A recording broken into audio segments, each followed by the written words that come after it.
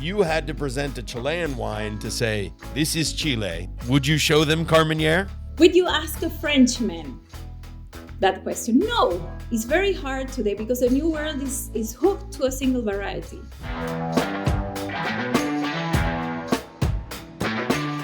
Welcome to the Wine Centric show, and here we are recording from this beautiful Relaine Chateau property, the Farrington Inn.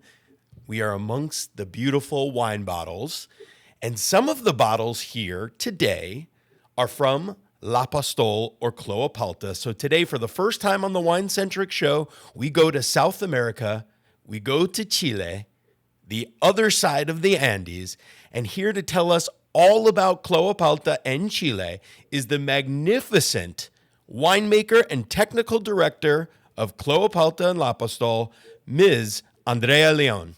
Hey, hola, hello, Matthew. Hola. Hola. Well, as people know, I don't like small talk, so we're going to jump right into the tough questions, okay? All Andrea, a lot of people don't know, or they have a lot of misconceptions about Chilean wine, okay? If you were teaching a class to people about Chilean wine who maybe never tasted any Chilean wine at all, obviously there would be Clos Apalta or Lapostolle, whatever wine you would have.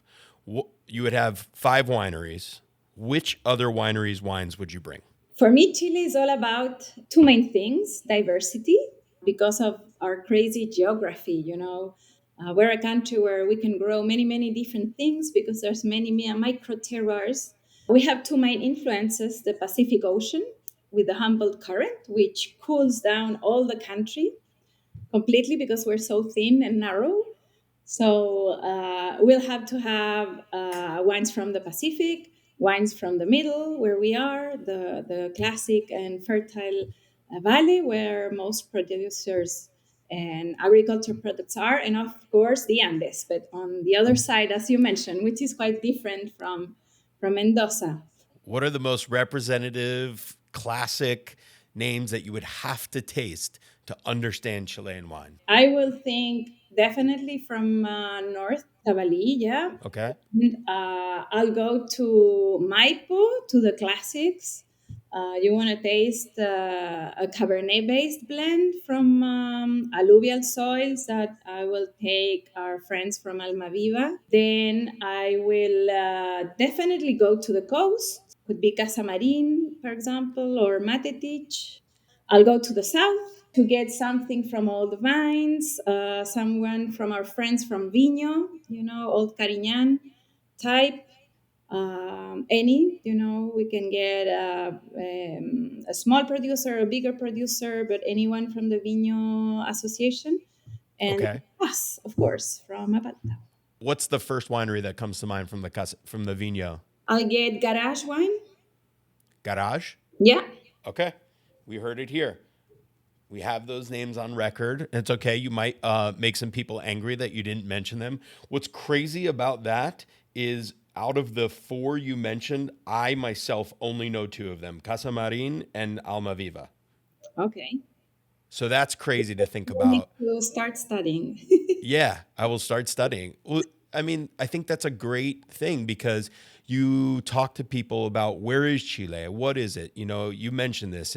You have this unbelievable place to grow wine grapes. And not to mention that it's said that it's the oldest place in the New World. Now, that's an argument, right, with South Africa because technically South Africa fits in the New World to make wine. So we'll leave them out of the conversation for our purposes here. But there's been history of winemaking in Chile for over 500 years. Mm-hmm. And as you said, you have this magical place because it sits right between, on this small, narrow strip of land between the Pacific Ocean and the Andes Mountains. And the vineyards sit there, but you have a very long country, about 2,500 miles long.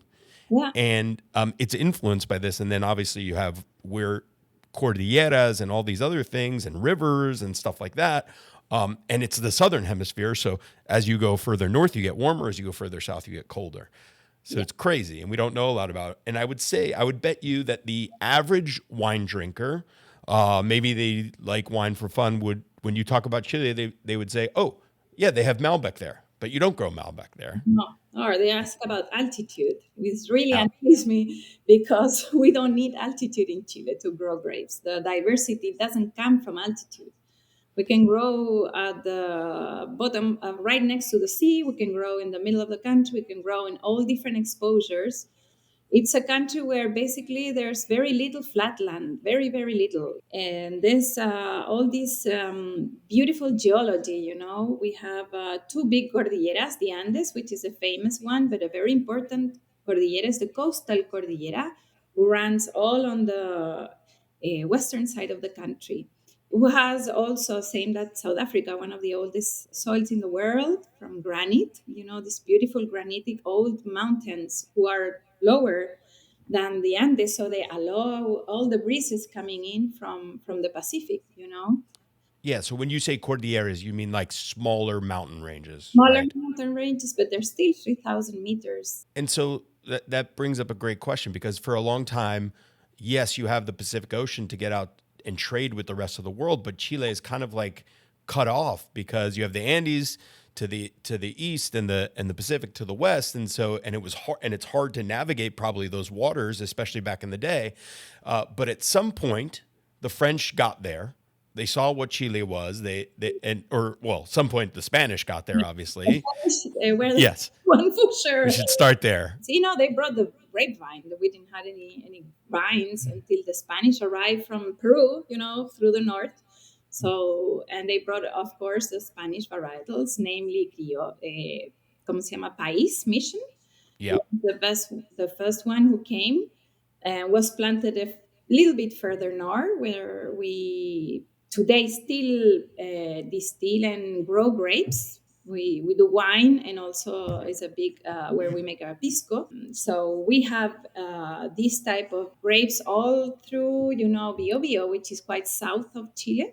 And that was the first time we got grapes. We did so well with the wine. Imagine this, producing with such a good quality. We start exporting as a colony to Spain, and the Spanish producer didn't like them, so they blocked the exports at the time. So then it became just for the domestic market, and then we got like a second wave of grapevines where actually the French arrived. They arrived for criolla families, which is Spanish families who already were born in Chile. And then they brought in French varietals and French winemakers. So that's when we got, you know, for the first time, Cabernet Sauvignon, you know, Semillon. The same thing happened. We started exporting, winning contests in France. And yes, as you mentioned, Chile, it's a bit of an island within a continent because we have this big ocean. Our neighbor is New Zealand. So imagine that, put it in your head, you know, you have to go all over across the That's globe. considered your neighbor. Our neighbor. There is, you know, is Chile. There is Robinson Crusoe Island. This is the first island.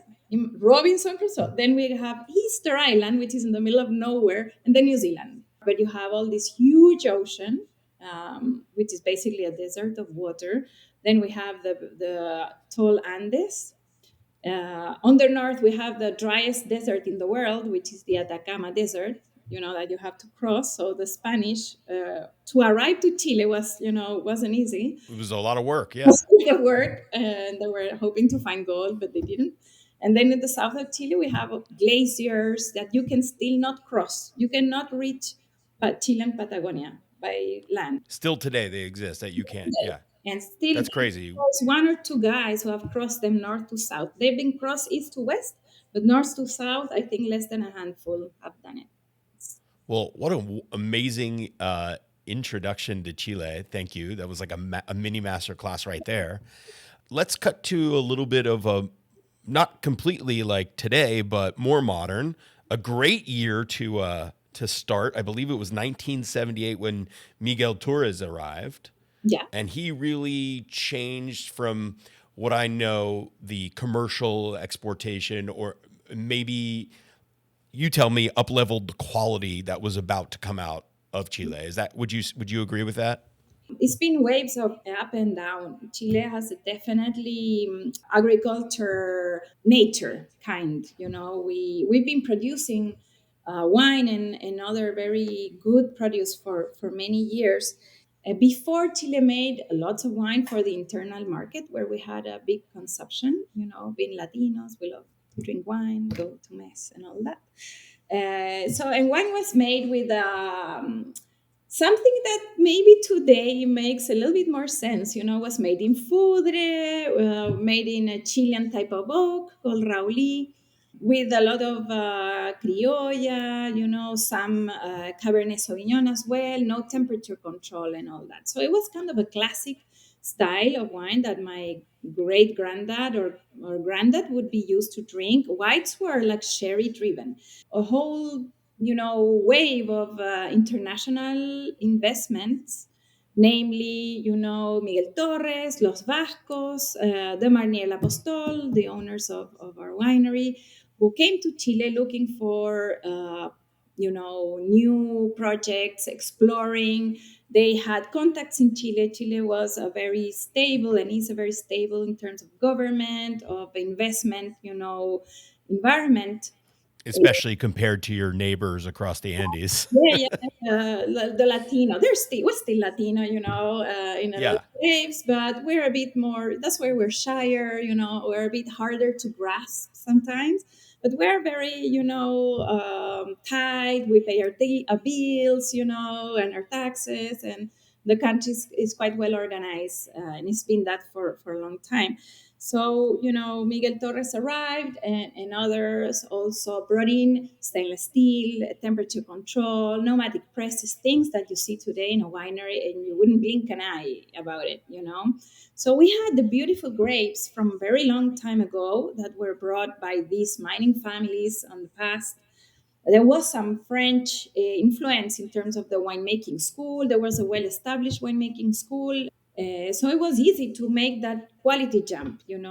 Yeah. So let's unpack that. So we're saying that what help from outside investment, there was already a really good grape growing culture from the mining families that were wealthy, and then they're like, oh, let's make wine like the French because there was some French influence in the region, Yeah, and then and then once the outside influence winemaking came in, it really helped the technology to make it to modernize the wine. modernize and make it a taste which was more international. They also brought other varietals. We kind of brought French barrels. And Right. start cleaning the cellars.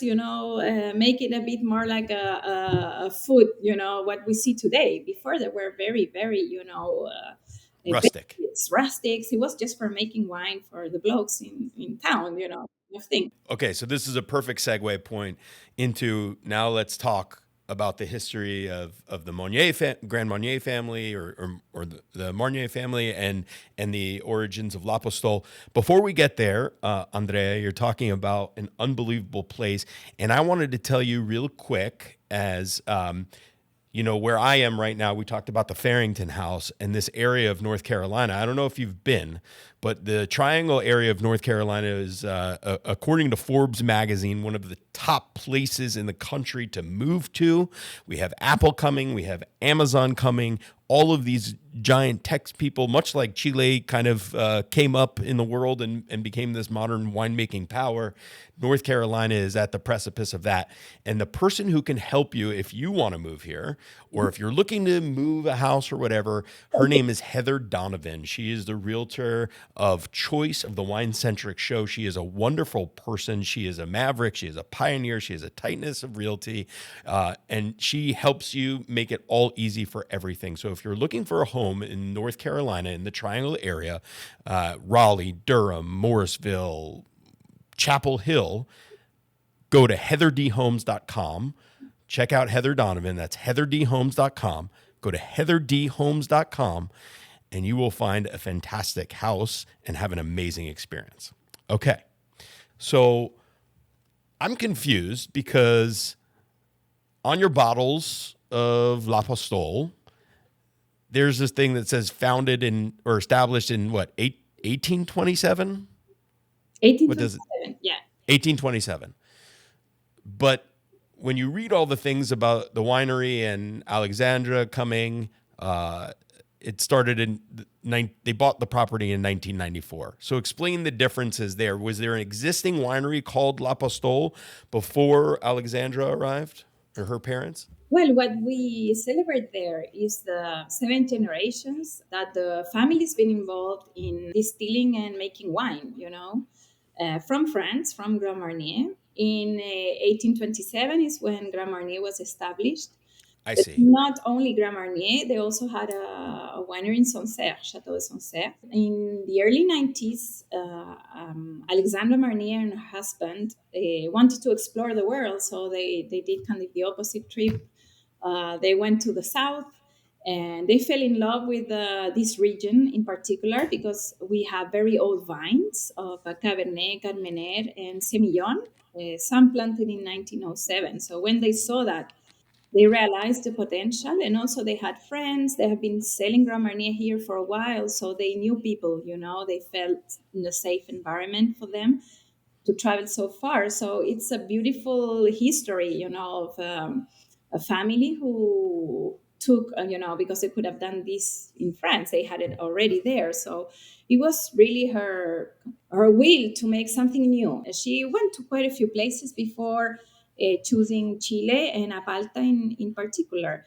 And well, here we have the second generation in Chile, which is Charles de Bournay, which is today the head of the, our CEO president, and he's the leader and the force behind both wineries.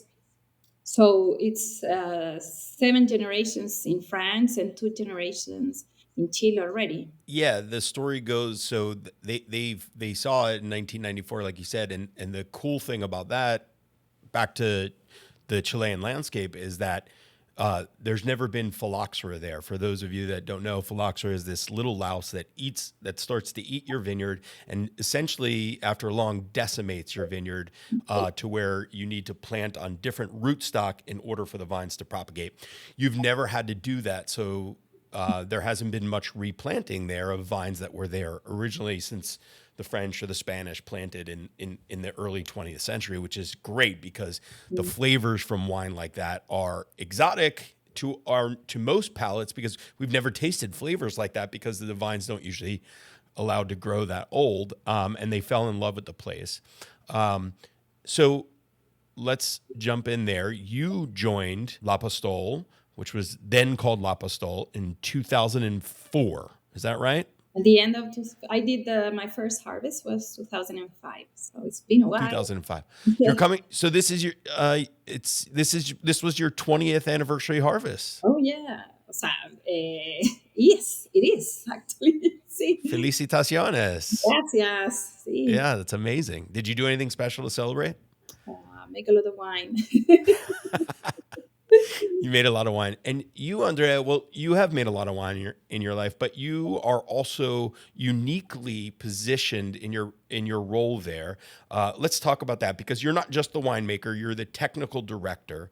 And that's important to you there, to the winery overall. But also you deserve that role because you've seen the winery from literally a 360-degree global view. You've worked in New Zealand, you've worked in California, and you've worked in many different roles within La Pastole. So tell us about that. I studied in Chile, and I did quite a few vintages abroad, north and south for a few years. And then I worked for a big winery. I did like my hard work, making volume, which was a great experience because I could, make all sort of wines, test everything, grapes from north to south. And well, the opportunity arose. They were building the winery here in Clos Apalta, and they needed like a maître de chai, day-to-day winemaker. So that's when I joined. The story with Clos is first vintage was in '97, and then onwards, the Madame Alexandra realized the potential, and she wanted to have a winery inside the vineyard. La Postole is a little bit further apart. Okay, so they start building it, and they needed a winemaker to run, things in the winery. So that's when I join in. And I was here for 4 or 5 years, and after that time, I came to Alexandra. I asked her, okay, is there any challenge, anything else? So I moved, and then with Charles already in charge, I took both wineries plus the vineyard. That's when the technical director role emerged, basically, which is a bit of a French concept, because it's very important to make high end wines consistently and in a certain level of volume, because it's not 5,000 cases. No, we make high end wines on volumes who are important. So you need to have totally in tune the vineyard and the winemaking. They need to be basically one, and it's 200 hectares for two wineries, and also the production side, so I'm in charge of all the technical side, really, from the grape growing all the way to when the wine's shipped. Do you pick everything? Like you pick the barrels, you pick the bottles, you decide on Well, it's a what. team. It's a team. You need to have an important team behind, of course. I have viticulturists, three winemakers. I work with Charles in terms of packaging and all what is a product development. I'm also lately in charge a little bit of the visits, of the communication, how we talk about the wine, because we're very technical, and we want to show that, authenticity, and show really what we're doing. It's not the usual marketing at Lapostolle. We don't have a marketing budget in terms of branding, and we really make wine from Apalta. We are totally committed to Apalta today. All our wines come from here, except the Vino only and some of our piscos. But the rest is really because we believe the immense possibilities of making diverse wines of a high end quality in this small little valley. So that's a bit how the role emerged. And there was Jacques Begary, my predecessor. So the winery always had that vision coming from the family. It's them who put this long term vision and a 360 quality vision around the wine. Yeah, and the modernization also. I mean, if you we'll put up some pictures of the Clos Apalta winery, and it's absolutely modern. It's beautiful and set up to make great wine. Let's talk about the uh, perception first of all, because you mentioned it's not like you're making a little bit of wine. You're making a lot of wine. You're making, I think the last I checked, it was around 200,000 cases total from both wineries. Is that accurate still? It's a little bit less today. We make 20,000 cases of 9 liters in Clos and about 100,000 from Lapostolle. 100. Okay. So maybe more like 120,000. We had a focus with Charles in Apalta. Before we had a vineyard in Casablanca. We were very much like spread around with the wines we're making, but we realized that Apalta is a difficult place. It's great, but it needs attention.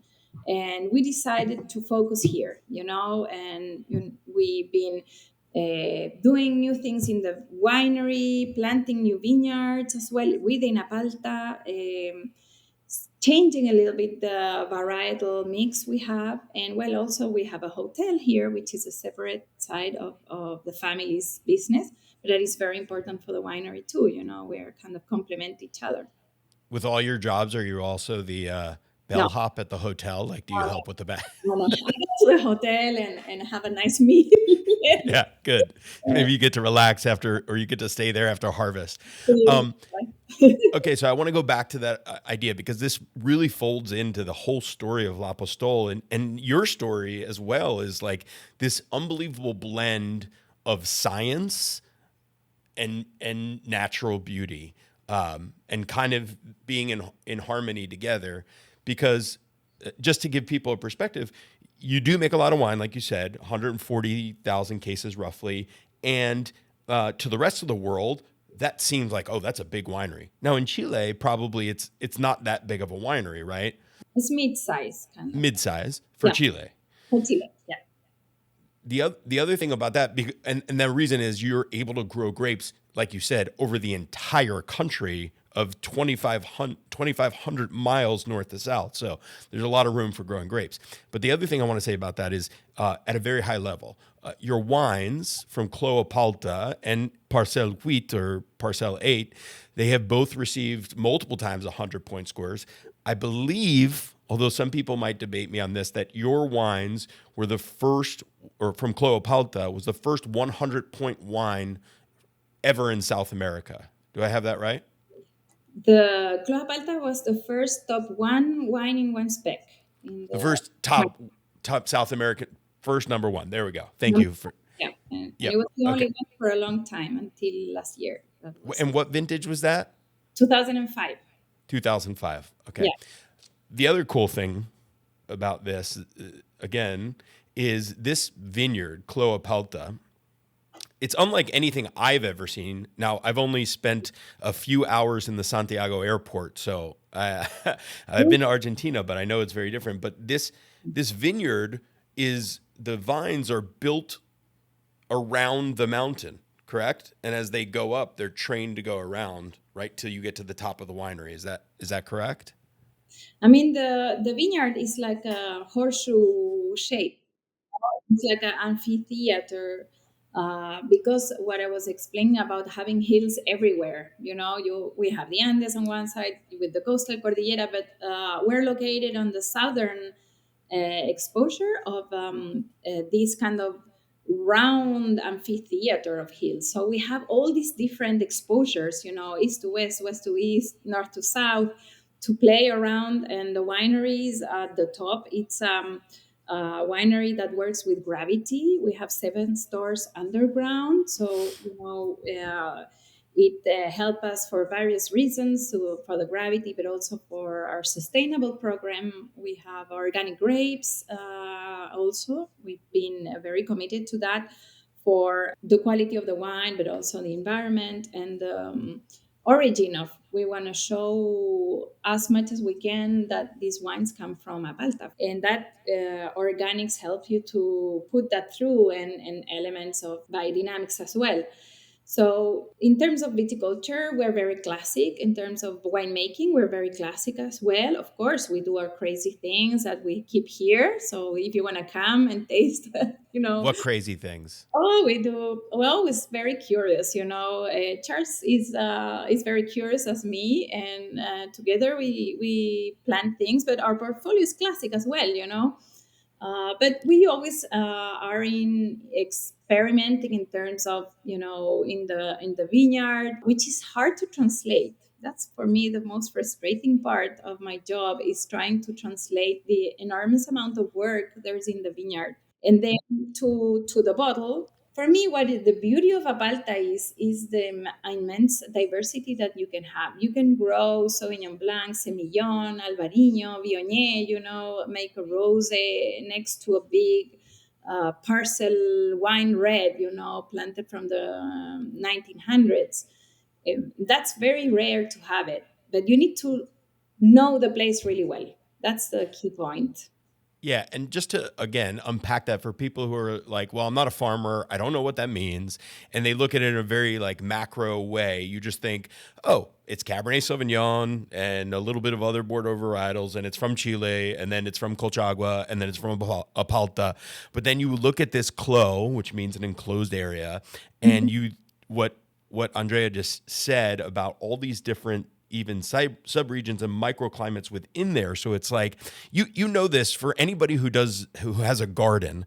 You know how things, you could plant the same vegetable, plant it on one side of a patch to another side, and the vegetables from the left side are going to be different than how they taste from the right side, just from how the sunlight exposes it. And then there's so many other factors that go in, right? The sun, the afternoon sun, how it's trained, how the soils are changing there because you have a confluence of different soils. So these are the micro things that a winemaker like yourself thinks about. Now, the other really cool thing, I think that just maybe doesn't even get talked about enough, is that your blends, your signature blends, the Clos Apalta, the Petit Clos, are wines that are predominantly based on the Carmenere grape.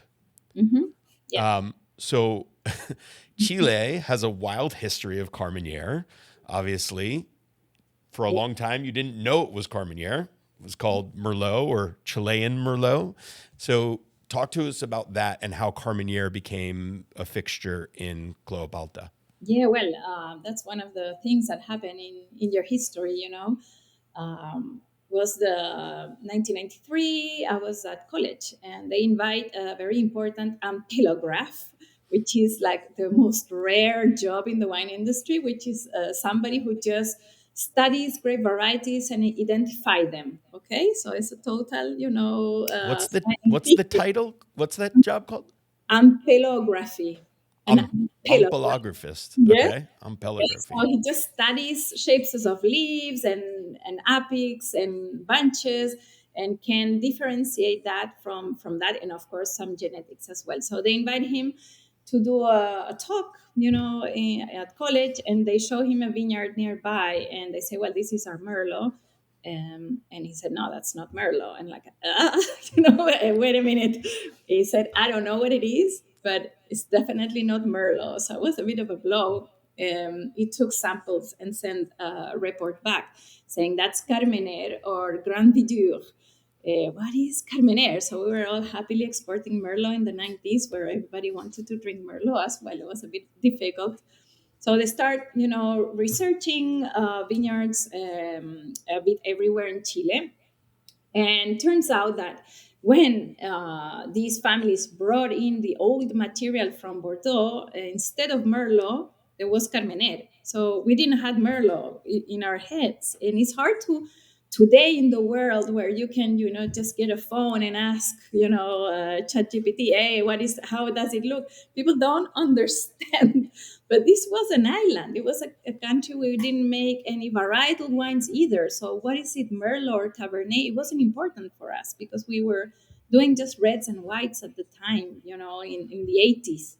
So Okay, but let me play devil's advocate on that for 1 second, because you had true French Merlot there, and very, then you had very and little. then you had Carmenere. They see it was just they look very differently when you see Yeah. them in the winter, of course, but when you see them in the fall, they look nothing alike. Through the growing season, yes. So it was called the guys who work in the vineyard who are quite old.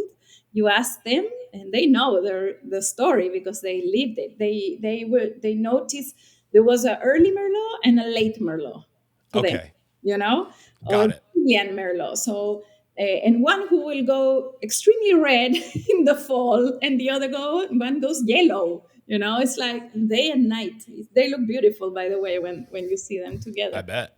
So, and the grapes flavor is different. You taste the grapes, and because Carmenere has quite a peculiar flavor, is Mhm. easy to get.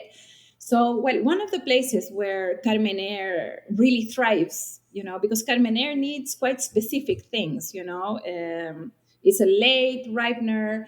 It needs a lot of sunlight. It needs a bit of water on the profile. It has its request. You cannot crop it too much. Um, Was it planted? Was it planted in Cloapalta when Alexandra arrived? It was already there. Yeah, yeah, no, it's we have beautiful old vines of Carmenere who make this amazing Merlot because at the beginning Clojapalta, when it was launched in '97, was Merlot based, and it turned Right. that it was Carmenere based. So imagine it was like this new grape variety.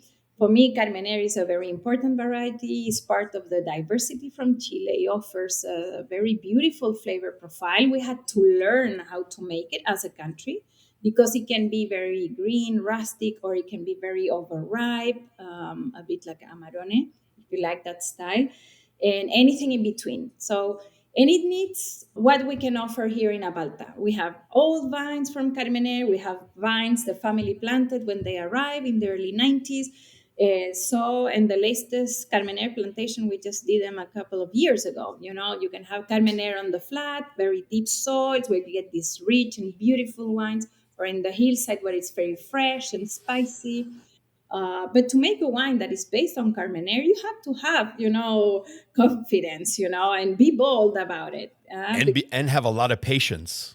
See, So I want to unpack that as well, because this is where, in some ways, the Chilean winemaking evolution or journey does parallel with Argentina, in the sense that Argentina is known for Malbec. Malbec came from Bordeaux. It was forgotten about in Bordeaux after phylloxera because it was thought of as, the black grape and too rustic and not polished enough.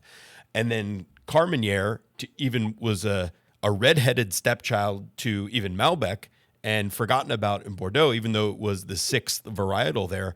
And my guess is, or I think maybe what I've read is, it's such a late ripening grape, meaning that you're harvesting your Cabernet Franc, your Petit Verdot, and then you've already paid your harvest workers, and then it's like, well, shoot, that damn Carmenere isn't ready yet, and you have to either harvest it yourself, bring your workers back, pay them extra to sit there and do nothing until the Carmenere is ready. So, like, that's a very frustrating thing from a business perspective, from a quality perspective, to understand and know, okay, what wine is he even going to make when it's ripe, and how the hell long will it take to ripen? So I imagine that decision was extremely difficult, especially when you're making wines of this level at Clos Apalta. To be honest, Carmenere here ripens early because of the special conditions, the exposure, the sunlight, the soil, and you need to know how to train Carmenere from the viticulture point of view.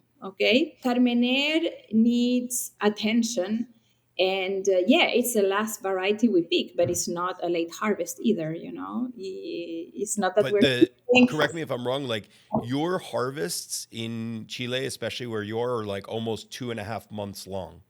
yeah, because we harvest from Sauvignon Blanc to Carmenere, and Okay. that happens, in a variety of places as well. But this diversity spread your harvest, in the same plot of land. Definitely for Carmenere, you're right. You need to be patient. You need to be patient and read it well. But also, you want freshness in Carmenere.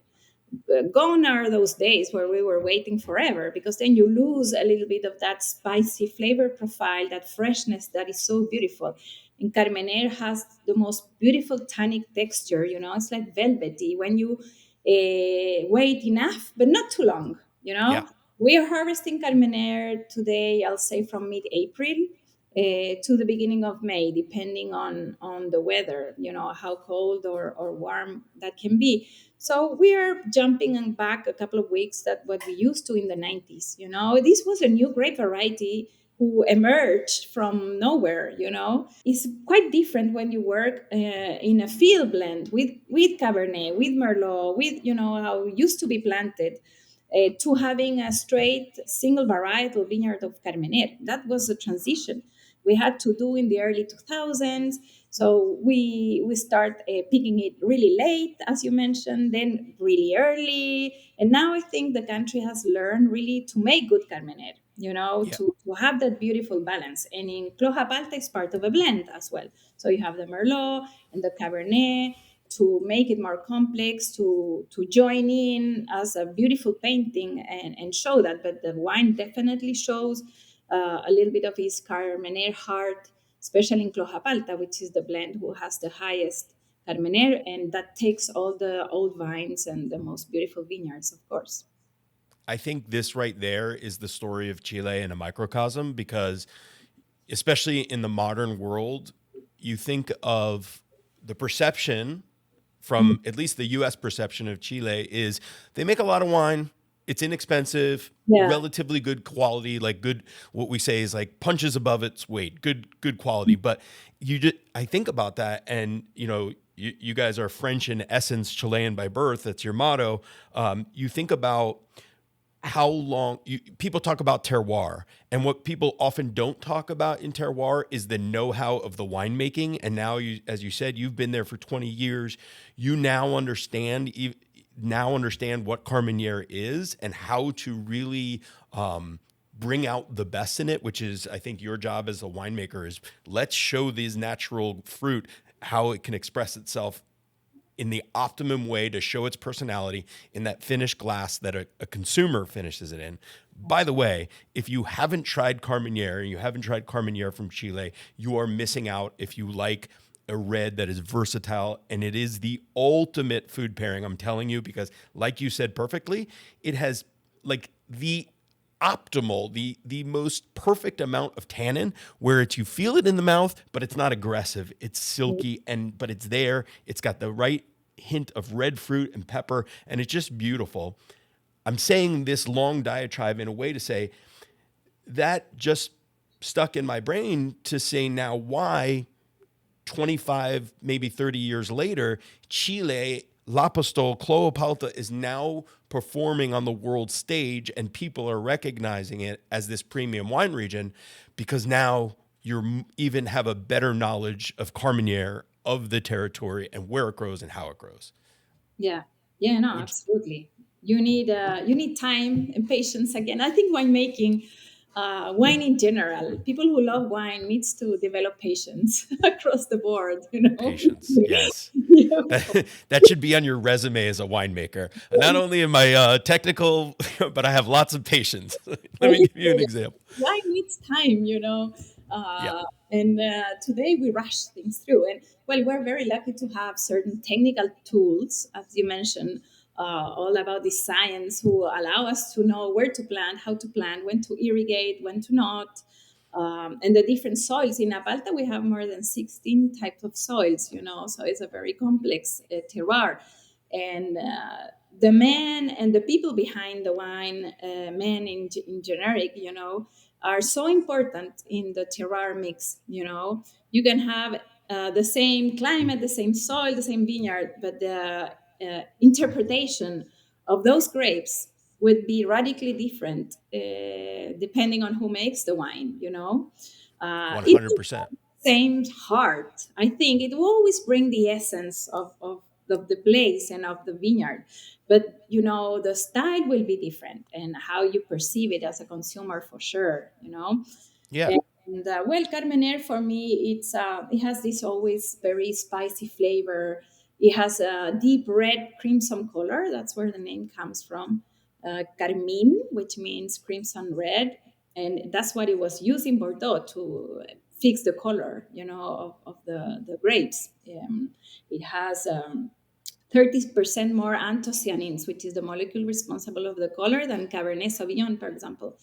And it's a beautiful variety to blend, a challenging variety to make varietal, but you can do it in the right spot, you know, in the right terroir. And what also makes me think about is when you harvest it too early, I think you get much more, which was the perception of Chilean wine early on, is like much more of those green notes, peppery, spicy, bell pepper, which at first you're like, oh, I like that. But then there's only so much of that you can drink versus if you wait till the right time, you get it all blended in perfectly. Absolutely. Now it changes. It's a very showy winery, a bit like Syrah, you know, in terms of expression of the flavors you can get, depending if you're harvesting earlier or late. And yeah, we had a learning curve for sure. Wow, what a beautiful segue, Andrea. It's like you read my mind. You have this project about, as we're getting short on time, I want to go almost rapid fire for a couple of questions. You're very much into growing Syrah in Chile Yeah. as well. As a matter of fact, you do a lot of single vineyard, single plot bottlings. Tell us about that. Well, we have a beautiful 15-hectare vineyard called Clos where we have all these small parcels. It's like a mini Burgundy in terms of the mini plots of a single varietal because there is only Syrah. We have a little bit of Viognier, Grenache, Mourvedre, but it's basically, you know, the opposite exercise that we do with Clos Apalta, where it's a blend, you know. So it's super interesting. And I work making these small bottlings of Syrah from different parcels for some time. And then when Charles took over, he asked me, he thought we should really do a high end Rhone project in this vineyard. And that is where we've been working quietly for the last, you know, 5 years in getting this same expression of balance, but with the round varietals, namely Syrah, is Clos du Lican. We did a collection Syrah, which was the collection of these small bottlings of Syrah, which were much more experimental that you can find in the winery if you want. And now we have Clos which is a Syrah, that we been working on, trying to really look for that purity of Syrah in the Apalta expression with balance. And then we have a Viognier and a GSM, which Yeah. we're still working on. That's our newest project. Talking about Very cool. Which, by the way, the Clos de Lican also, I think it's slightly underperformed at 99 points or something like we that. did So, 100 once oh, also. it did get 100. Yeah, slap my hand. Sorry. Also, I can Yeah. brag Well, about it a little bit. See, now we did have. um did that project, do you feel like that fulfilled you as a winemaker? I mean, obviously you make a lot of wine. At the Grand Selection line at Lapostolle, you can make a lot of wine, high quality, but I'm guessing maybe not the same. I don't know, fulfilling like passion when you get to do these high end different projects. Did it fulfill you in a different way? It fulfilled me. It was beautiful to see it coming from being an experimental range to being like an established project. That was beautiful. That to see that transition, and keeping a little bit of that spirit, of looking for that purity of fruit, and having its own style. Is not another Clos Apalta. It's Clos Dulican, with his style, with all his, um, flavor and vision as well. But there's something beautiful. I know it sounds, in making a nice and beautiful Sauvignon Blanc. Unpretentious. It's not that you will dream about it, but I like to have both sides. It keeps you a little bit open minded. So we have a beautiful rosé as well, which is a blend. I think, definitely, working on these high-end wines fulfills you as a winemaker, keeps you on your toes. Every year is a challenge. There's no room for mistake, for you or your team. But also, making wines are a little bit simpler, who keeps you flowing, have a rhythm, are a little bit more on a fast pace, is also interesting. I like both sides, definitely. uh, Clo, and all the projects around that winery are, the ultimate, dream for a winemaker, but also making, a good Grand Selection Carmenere. It has its technicalities, it has its challenges. It's not an easy variety to work with. So I like to be honest, both, definitely. But I'm a Rhone girl as well. So in terms of, So there you go. The my Syrah. where Well, my heartbeat is definitely in the it, Rhone, even if I love Carmenere and Cab as well.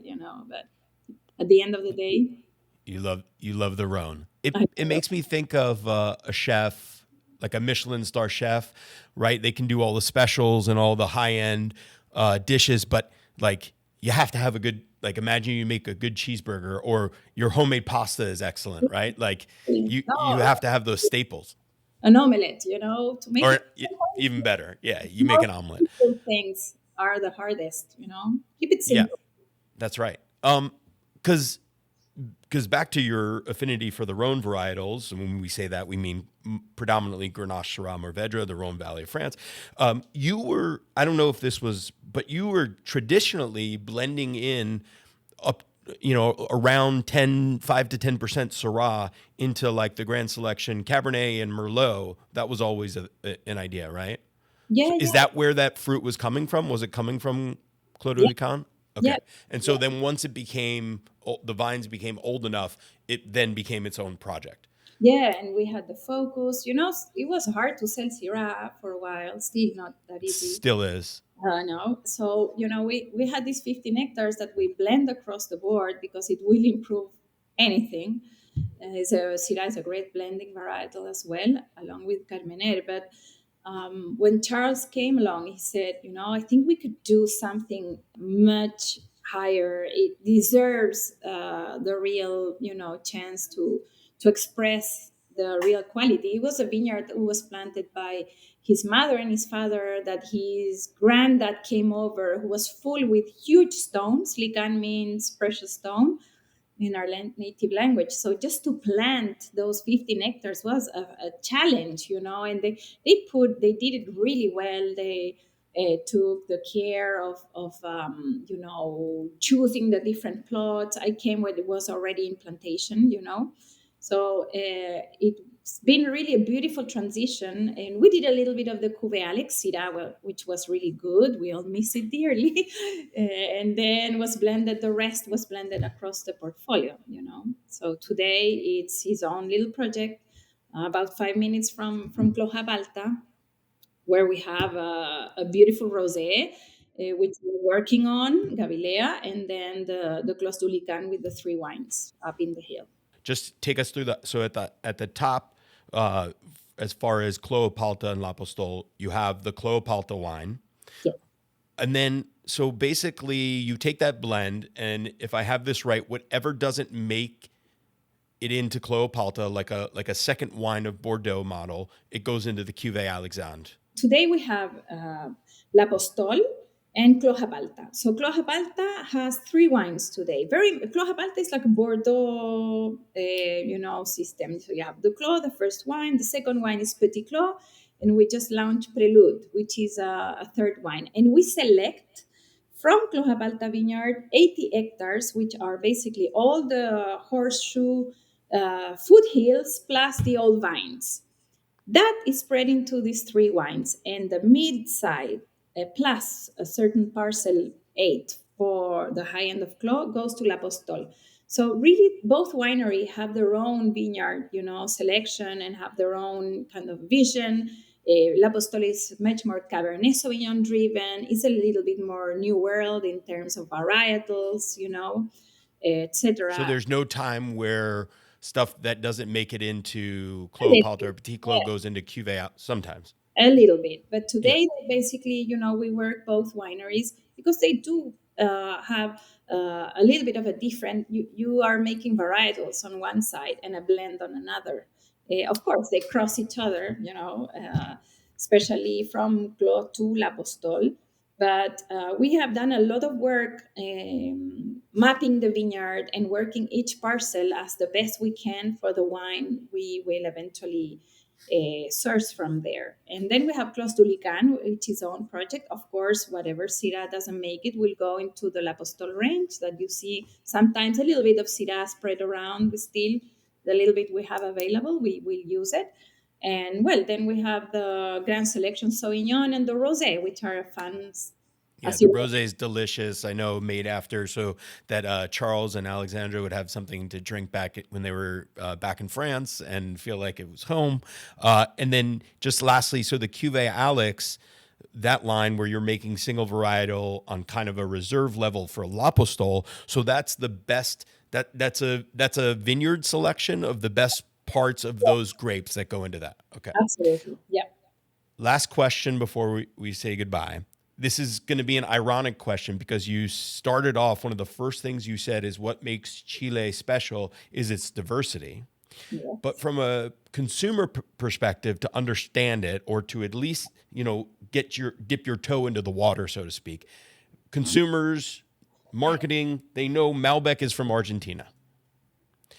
Yes. If you had to present a Chilean wine to say, this is Chile, this should be your first thing into Chile, You're in.